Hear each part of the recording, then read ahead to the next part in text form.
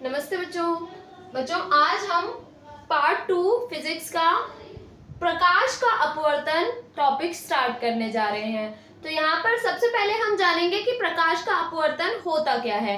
तो प्रकाश का अपवर्तन अर्थात जब कोई प्रकाश की किरण एक माध्यम से दूसरे माध्यम में जाती है। तो जब भी प्रकाश की किरण एक माध्यम से दूसरे माध्यम में जाएगी तो वह अपने मार्ग से विचलित हो जाती है।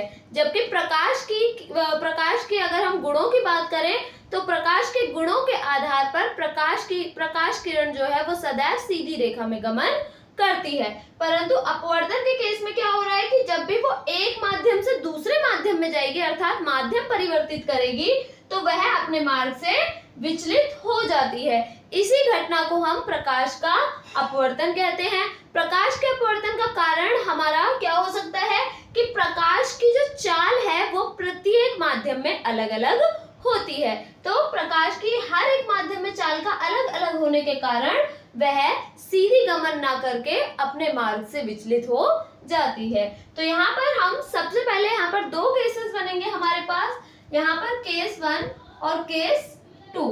तो जब प्रकाश की किरण दो माध्यम है, यहाँ पर एक माध्यम ये ऊपर की तरफ माध्यम 1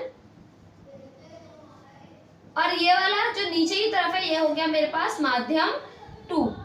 तो इसी प्रकार से दोनों ही डायग्राम में मैंने माध्यम 1 माध्यम 2 लिए हुए हैं और माध्यम 1 मैंने यहाँ पर सघन और यहाँ विरल लिया हुआ है।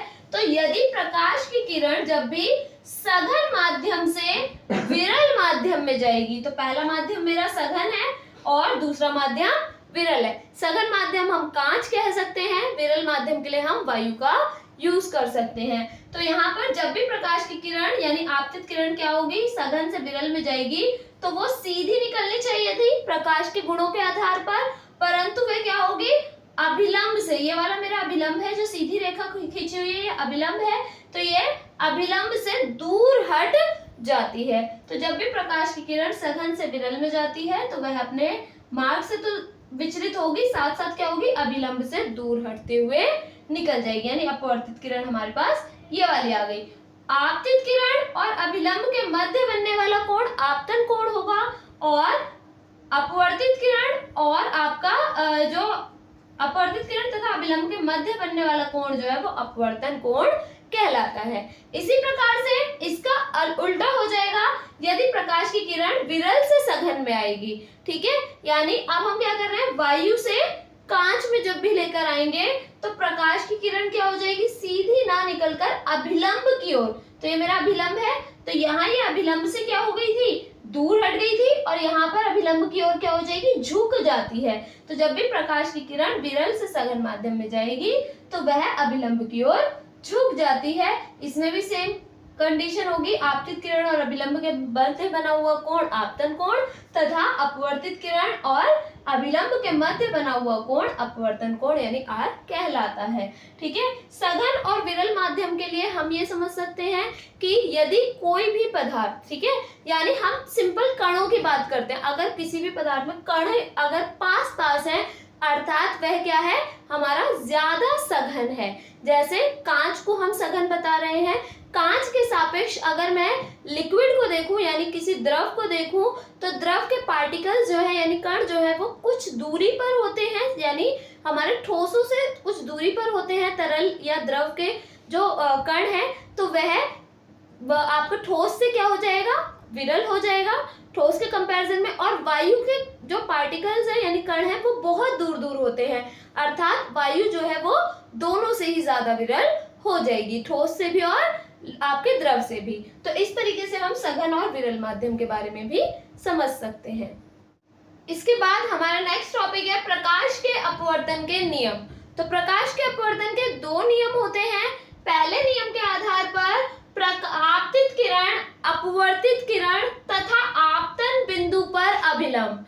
तो यहाँ पर हमने कौन कौन सी किरणों की बात की है, दोनों किरणों की, आपतित किरण, अपवर्तित किरण तथा आपतन बिंदु, यानी जहां पर ये दोनों ही पॉइंट आपतित किरण और अपवर्तित किरण मिलती है वहां पर उसे आपतन बिंदु कहते हैं। तो आपतन बिंदु पर अभिलंब तीनों एक ही तल में होते हैं।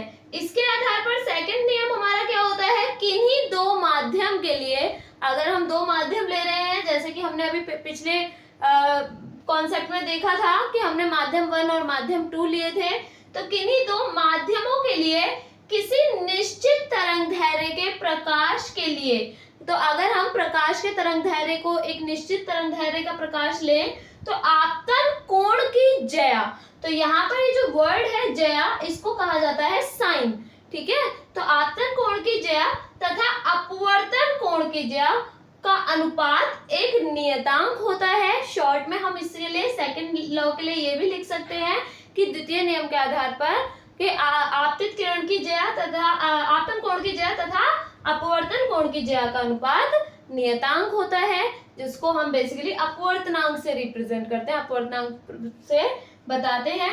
तो यदि मैं कहूँ आपतन कोण I, जैसा कि हमारा था आपतन कोण I और अपवर्तन कोण हम R लेते हैं, अगर ये हो जाए तो sine I over sine R, यानी साइन I बटे साइन R, क्योंकि अनुपात कह रहा है आपतन कोण का यानी I का और अपवर्तन कोण का, तो यानी साइन I अपॉन में साइन R क्या होगा, एक नियतांक होगा जिसको n से रिप्रेजेंट कर रहे हैं, n से प्रदर्शित कर रहे हैं, अपवर्तनांक कह सकते हैं। और ये हमारा स्नेल का नियम होता है, इसे हम क्या कहते हैं, स्नेल का नियम। और इसमें जो ये ज्या वर्ड यूज हो रहा है ये साइन के लिए यूज होता है, अगर कॉस होगा तो कोस ज्या, और अगर tan यूज होता है कहीं पर तो उसको हम स्पर्श ज्या कहते हैं। इसके बाद हमारा नेक्स्ट टॉपिक आता है अपवर्तनांक अर्थात रेफ्रैक्टिव इंडेक्स। तो अपवर्तनांक हमारे पास दो प्रकार के होते हैं, निरपेक्ष अपवर्तनांक और सापेक्ष अपवर्तनांक। तो सबसे पहले हम जान लेते हैं निरपेक्ष अपवर्तनांक क्या होता है। निरपेक्ष अपवर्तनांक निर्वात की कंडीशन के आधार पर चलेगा और सापेक्ष अपवर्तनांक में दो माध्यमों में अलग अलग चालें होंगी। तो यहाँ पर हम सबसे पहले स्टार्ट करेंगे निरपेक्ष अपवर्तनांक। तो क्या होगा, निर्वात में प्रकाश की चाल जो कि c होती है, हमें पता है निर्वात में प्रकाश की चाल c होती है, जिसका मान 3 × 10⁸ मीटर प्रति सेकंड होता है। तो यहाँ पर निर्वात में प्रकाश की चाल c तथा उस माध्यम में प्रकाश की चाल के अनुपात को हम माध्यम का निरपेक्ष अपवर्तनांक कहते हैं। यदि हम इसे n से प्रदर्शित कर रहे हैं तो कंडीशन मेरी क्या हो जाएगी, आपका c अपॉन में v, क्योंकि यहाँ पर निर्वात में प्रकाश की चाल c है और आपका जो माध्यम है, माध्यम में प्रकाश की चाल v हो जाती है। यदि इसी के आधार पर हम ये कहें कि माध्यम में प्रकाश की चाल कितनी होगी, यानी जो हमने माध्यम लिया है उसमें प्रकाश की चाल कितनी हो जाएगी, तो हम v को शिफ्ट कर देंगे यहाँ पर और n आ जाएगा यहाँ पर, अर्थात माध्यम में प्रकाश की चाल उस स्थिति में क्या हो जाएगी, v बराबर c अपॉन में n, अर्थात निर्वात में प्रकाश की चाल तथा माध्यम का सापेक्ष निरपेक्ष अपवर्तनांक के अनुपात को, तो निर्वात में प्रकाश की चाल तथा माध्यम का निरपेक्ष अपवर्तनांक के अनुपात को हम प्रकाश की चाल, उस माध्यम के प्रकाश की चाल कहेंगे। नेक्स्ट हमारे पास सापेक्ष अपवर्तनांक। सापेक्ष अपवर्तनांक में दो माध्यम होंगे, तो किसी एक माध्यम के सापेक्ष दूसरे माध्यम का अपवर्तनांक, तो एक माध्यम के सापेक्ष दूसरे माध्यम का अपवर्तनांक, तो मैं लिख सकती हूँ कि पहला माध्यम 1 पहले माध्यम के सापेक्ष दूसरे माध्यम का अपवर्तनांक यानी 1 और 2, यहाँ पर 1 और 2 बेस में लिखे जाते हैं, तो पहले माध्यम के सापेक्ष दूसरे माध्यम का अपवर्तनांक पहले तथा दूसरे माध्यम में प्रकाश की चालों के अनुपात के बराबर होता है। तो यहाँ पर हम मानते हैं सबसे पहले कि माना पहले माध्यम में प्रकाश की चाल v1 तथा दूसरे माध्यम में प्रकाश की चाल अगर v2 हो, तो उस स्थिति में 1 और 2 क्या हो जाएगा, यानी पहले माध्यम के सापेक्ष दूसरे माध्यम का जो अपवर्तनांक है वो हमारा हो जाएगा पहले माध्यम में प्रकाश की चाल तथा दूसरे माध्यम में प्रकाश की चाल का अनुपात, अर्थात v1 अपॉन में v2। यदि इसी तरीके से अगर हम दूसरे माध्यम के सापेक्ष पहले माध्यम का अपवर्तनांक निकालते हैं तो 2 हमारे पास आगे और 1 पीछे हो जाते हैं, 2 और 1, तो इस स्थिति में हमारे पास क्या हो जाता है, v2 ऊपर और v1 नीचे, अर्थात उस स्थिति में बनता 2 और 1 is equal to v2 upon में v1।